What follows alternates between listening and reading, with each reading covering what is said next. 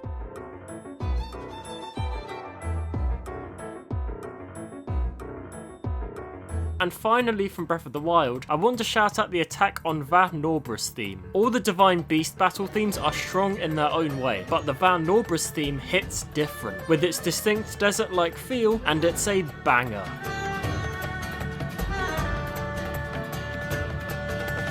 Now, Tears of the Kingdom reuses and remixes a majority of the music from Breath of the Wild, and Tears of the Kingdom on top of that also adds in plenty of new amazing musical tracks for our ears. One of those new tracks is the Flux Construct battle theme, and I don't know how Nintendo made a song that perfectly fits the theme of fighting what is essentially a big cube, but somehow they did it.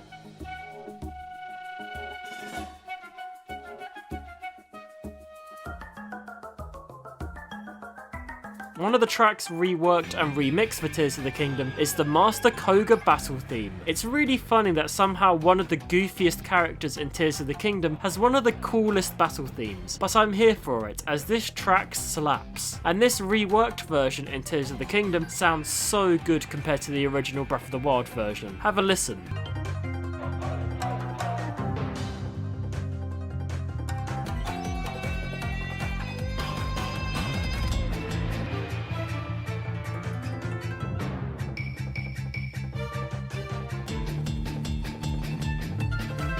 You see what I mean? But when talking about Tears of the Kingdom's OST, there is one track we have to talk about, which is Colgera's battle theme. This is not just one of the best tracks from Tears of the Kingdom, but one of the best tracks from across the entire Zelda series.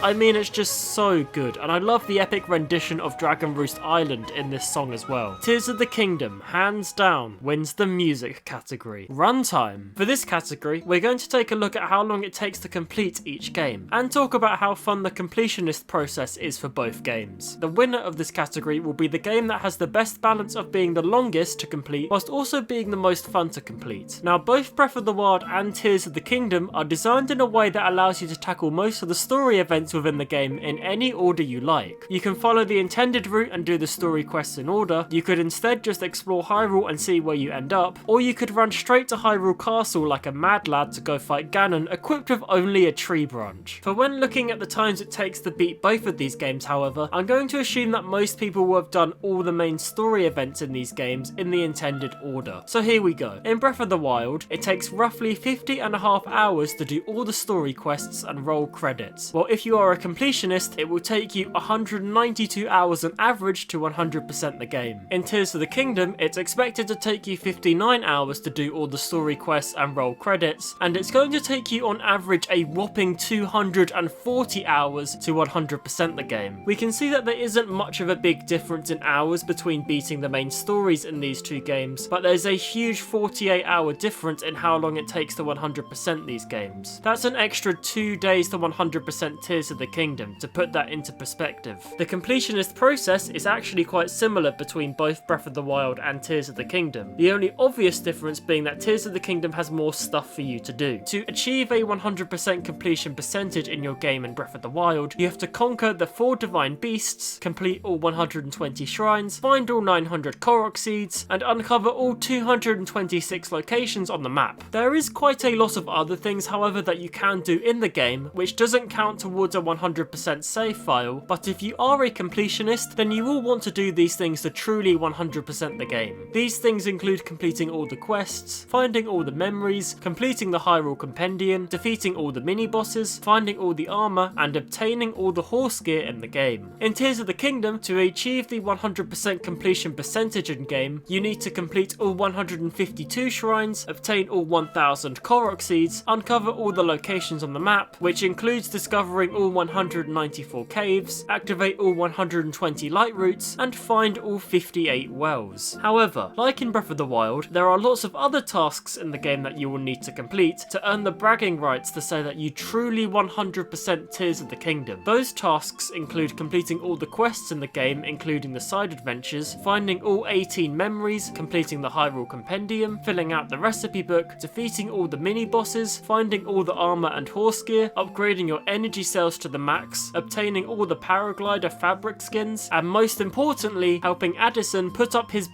signs. There's a lot more stuff to do to truly 100% Tears of the Kingdom, but is it actually worth 100%ing either Breath of the Wild or Tears of the Kingdom? Well, I don't think it's worth doing absolutely everything. Instead, I think it should be up to the player to decide how much they want to do. Focus on the activities you enjoy in the game, and don't force yourself to do anything you would find too tedious to do. It's your own journey. You should get to choose how you want to experience it. Although finding 1,900 Korok seeds across both games was hell, would not recommend. So which game is going to win the runtime category? Well, I think it should be Tears of the Kingdom. It has a slightly longer runtime than Breath of the Wild on average when just focusing on the main story quests, and even though it has a much lengthier completionist process, completing Tears of the Kingdom was still a really fun journey to go on, aside from the Korok seeds, which Breath of the Wild also has as well. So Tears of the Kingdom wins the runtime category. DLC. This is going to be a quick category where we take a look at some of the extra content that Breath of the Wild or Tears of the Kingdom may have got after their release. Starting with Breath of the Wild, that game got two different DLC packs, the Master Trials pack and the Champions Ballad pack. The Master Trials pack adds in a new trial mode into the game you can take part in, and doing so will allow you to upgrade the Master Sword. The Master Trials pack also adds in Master Mode, which is this game's version of Hard Mode, and a few extra DLC side quests as well. The Champions Ballad pack is a bit more beefy, with it featuring new story content revolving around the character Cass, new shrines, a new dungeon, some extra side quests, and of course the Master Cycle Zero. So what DLC did Tears of the Kingdom get? Well, it got nothing. Literally nothing. No new shrines, no extra side quests, no master mode. It got absolutely nothing. The developers have also confirmed that there will be no DLC coming in the future because they feel like Tears of the Kingdom is a fully complete game, which to be fair is a statement I do agree with, but I just wish we got a little extra something, even if it was something really small. So we have a clear winner for the DLC category, with Breath of the Wild taking home the award for Best DLC. Impact. For our final category, we're going to be taking a look at how both Breath of the Wild and Tears of the Kingdom have impacted the games industry. This isn't usually a category I would include in these types of which is best videos, but since both of these games' releases were considered to be pretty monumental, I thought it would be fitting to include it here. When Breath of the Wild first released back in 2017, it was praised for being a complete revamp of the Legend of Zelda series formula. And it wasn't just that, as it also revolutionized how game developers approach open world game design. Unlike typical open world games that came before that would often overwhelm you with endless quests, points of interest and icons on the map, Breath of the Wild gives you complete freedom in exploring its freely traversable world. You are told the end point right at the start of the game, and are trusted to make your way over there in your own time once you feel ready to. Lots of other game developers have taken inspiration from many different elements of Breath of the Wild too, and incorporated these elements into their own games, which is really cool. Some of the big games that have used Breath of the Wild as an inspiration source are Elden Ring, Genshin Impact, and Baldur's Gate 3. These three games I have mentioned are massive, with two of them winning Game of the Year at the Game Awards, so it's really cool that Breath of the Wild played a part in sparking some imagination to make these games become a reality. Speaking of the Game Awards, Breath of the Wild was so impactful that it ended up winning Game of the Year at the Game Awards in 2017, which was a huge achievement for Nintendo. With Tears of the Kingdom being the sequel to Breath of the Wild, it's almost impossible for it to have the same level of impact as Breath of the Wild. Tears of the Kingdom, however, is able to ride off of Breath of the Wild's ideas, flesh them out some more, and expand them further than anyone could have imagined. Take Magnesis from Breath of the Wild for example, the ability that lets Link pick up any magnetic object and move it about. Tears of the Kingdom replaces Magnesis with Ultra Hand, which lets Link pick up almost any object, stick it to any other object, and you can use that ability to create some crazy mechanical constructions that you can use to traverse across the overworld. It's amazing how Tears of the Kingdom has expanded so many of Breath of the Wild's core ideas, and I'm sure one day we will get to a point where we will have many games that are being released that were inspired by the different gameplay mechanics in Tears of the Kingdom. But with that being said, I can't ignore the impact Breath of the Wild had on the games industry, which is why Breath of the Wild wins our final award in the impact category. So now that we have put both Breath of the Wild and Tears of the Kingdom up against each other, it's time for us to crown our winner to decide which game is the best.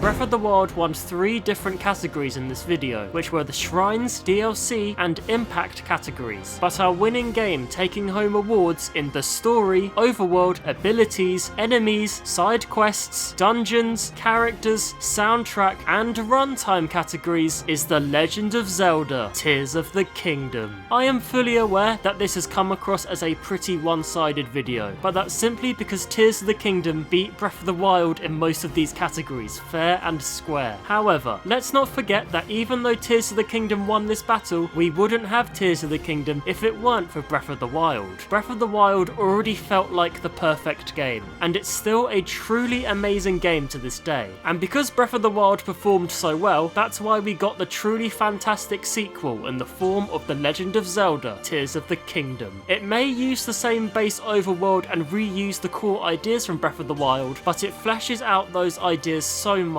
that it makes Breath of the Wild seem like a demo or an early prototype. Regardless of if you agree with me or not, I think we can all agree that Breath of the Wild and Tears of the Kingdom are both masterpieces and must-play games. Both games are extremely special to me, and if for some reason you haven't played either of these 2 games yet, I highly recommend you go and give these games your full attention. And if you've already played those 2 games, then instead, I highly recommend that you go check out one of my other Zelda videos on the channel, like this one, where I took a look at some hilariously bad reviews for Tears of the Kingdom. Let me know in the comments which game is your favourite out of Breath of the Wild and Tears of the Kingdom, and for anyone who made it all the way to the end of this video, thank you.